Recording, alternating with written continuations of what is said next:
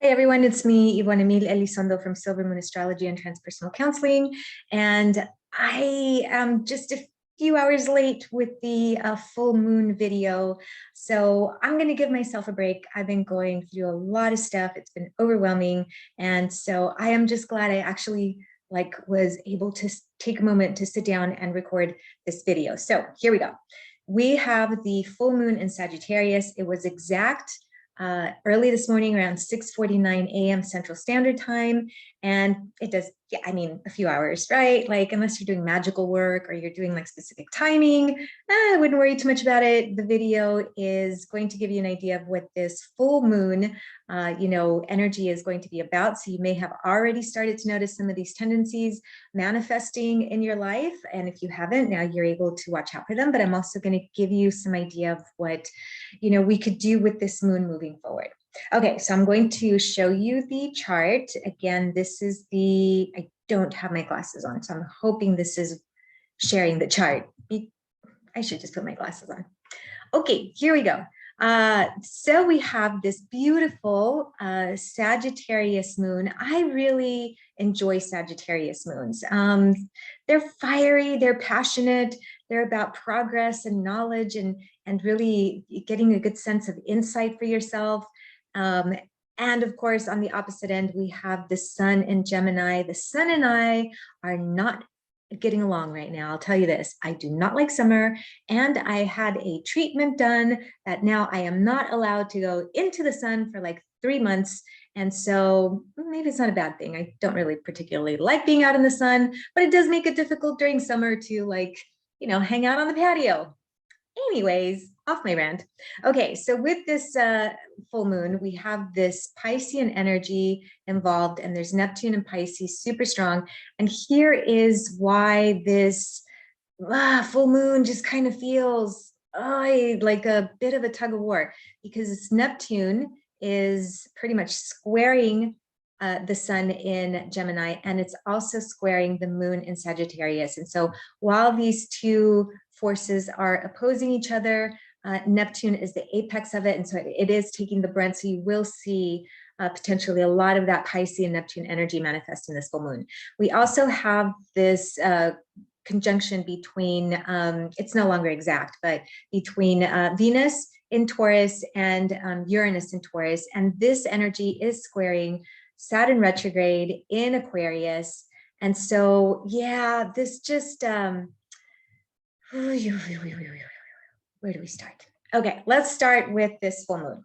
So as I mentioned, the Sagittarius energy is fire energy. It's excitable, it's enthusiastic. It really likes to be progressive. I mean, if you have any Sagittarians in your life, I do. My brother, super Sagittarius, he's got 5 planets in Sagittarius, which makes him super Sagittarius. They're enthusiastic. They're like on the go. They're constantly trying to succeed. They're always trying to, put themselves ahead of the game, looking for that next adventure. And then people like us who are very Capricorn and home oriented, we're like, yeah, we can't keep up with you. Slow down, Sag. Anyhow, that moon in Sagittarius,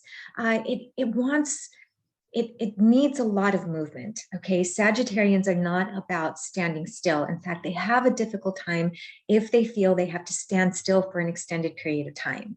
And so there's this sense of confinement that could potentially happen with this Sagittarius full moon, right?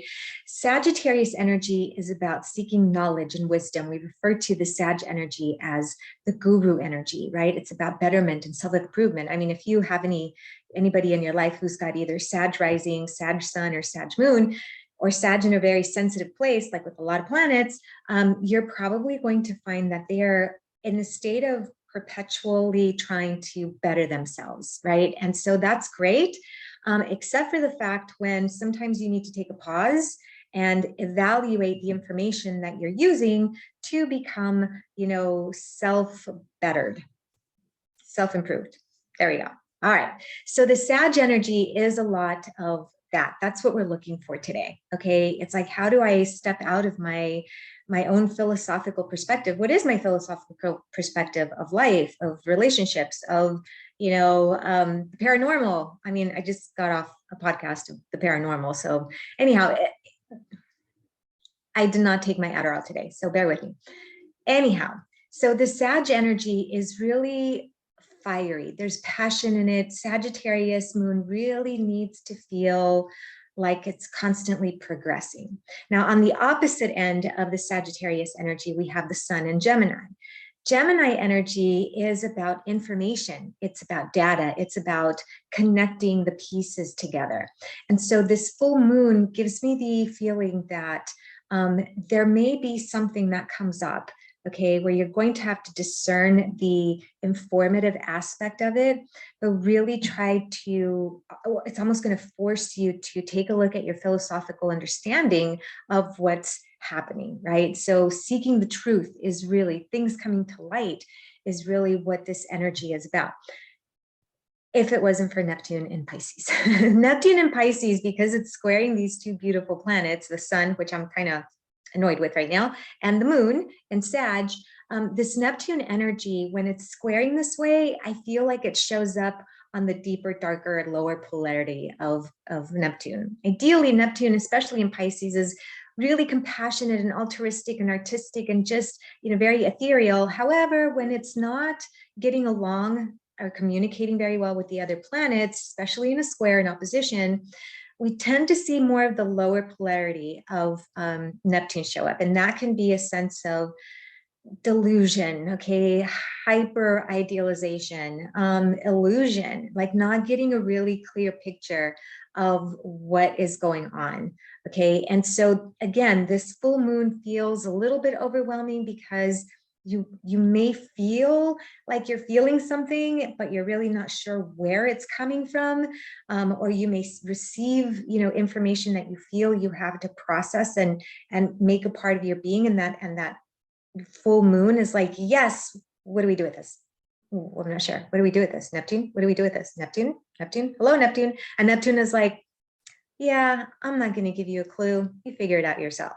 So this is the kind of energy that we're working with. And I'm going to give you a little brief example because I like to use my chart to just kind of share what this means. So this moon is really, in my chart, it shows up in my house of resources and finances, Gemini. Don't even get it. And the Sag energy is in my 8th house of other people's money, resources, but it's also fears and subconscious stuff, hidden stuff that's like bubbling to the surface. And so this morning, and Neptune is in my 11th house of groups and community and dreams, goals, wishes. Okay. So this morning I was in my feels, like for absolutely no reason. I was really feeling like I'm not going anywhere, which is that full moon in Sag. I'm not going anywhere. I'm stuck. Why am I here? And I'm trying to process all of the information and the facts about, is my reality? Am I really stuck? No, I'm not really stuck.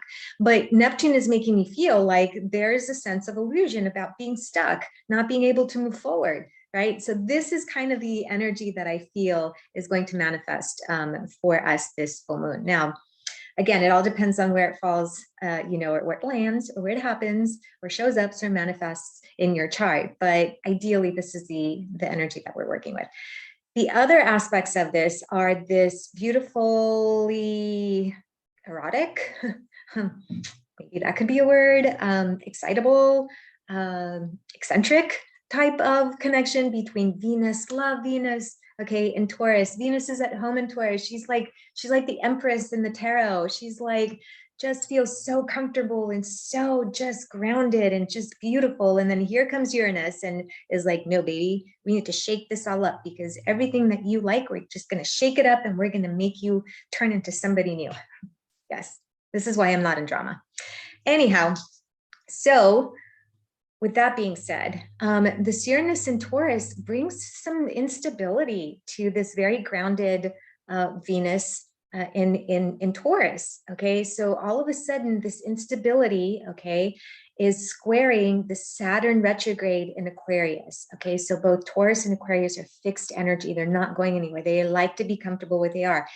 Aquarius is the mind, right? It's air, it's the mind, it's the presence of understanding, moving forward, because it's very Aquarius-like. So there's a detachment that happens with Aquarius energy, whereas there's a really deep connection that needs to happen with Venus and Taurus. And so this instability of Venus, okay, she might fall prey to this Saturn Aquarius energy that says, nah, girl, you don't really need all that love. You're fine. Just you go be you. Go have, you know, some time off by yourself and you're going to be fine. And Venus is like, nope, I kind of need some connection because I really like to be loved. And Saturn's like, no, we're not going to let you be loved right now. We're just going to let you be in your head. And then Uranus is like creating instability for Venus and she doesn't know quite what to do.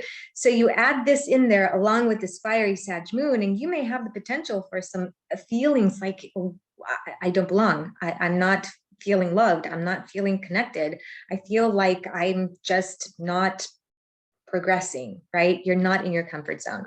So that may be some of the energy that shows up as well. And then of course, on a better aspect, not that this is bad, but on a better aspect, we have this moon is sextiling Saturn retrograde, okay? And that gives me more of a stability factor, okay? Even though the moon in Sag wants to move forward, when it connects to Saturn retrograde, and there's a lot of internalization that happens with this energy, there's a sense of responsibility. There's a sense of saying, okay, I know I want to move forward, but do I really need to do this right at this moment, right? Let me really process this. Let me detach from my emotions and have some more mental awareness, logical sense of Aquarius.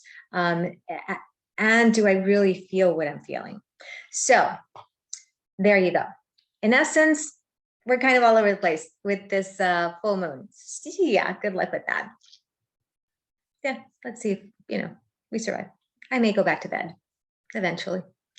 Anyhow, if you want to learn more about astrology and how these moons can impact, you know, your emotions and your manifestations and your experiences, and not that these planets cause anything to happen, these are just predictors of the energy that we're working with. Yeah, come see me for a consultation. I love astrology, it's my favorite thing to do. Hey, if you want to learn tarot, come and see me too. Be happy to do a, you know, tarot reading or teach you tarot. And of course, I'm a licensed professional counselor. So if you need some individualized therapy, either on site or virtually here in Texas, come see me. All right, everyone, that's it. My full moon in Sagittarius video. And I have now got to go and actually do some work. Take care. Blessed be. Oh, wait, I forgot where you can find me. You can find me at silvermooncounseling.org. Silvermooncounseling.org.